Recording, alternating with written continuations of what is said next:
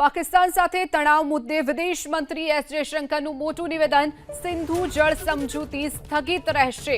Operation સિંદૂર પર આંતરરાષ્ટ્રીય support મળ્યો હોવાની પણ એસ જયશંકરે વાત કરી। પાકિસ્તાન સાથે ફક્ત આતંકવાદ મુદ્દે જ વાત થશે।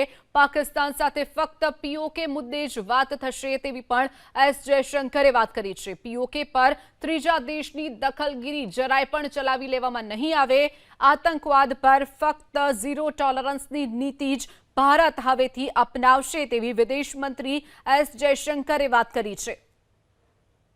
પાકિસ્તાન સાથે તણાવ મુદ્દે વિદેશ મંત્રી એસ જયશંકરનું મોટું નિવેદન। સિંધુ જળ સમજૂતી સ્થગિત રહેશે।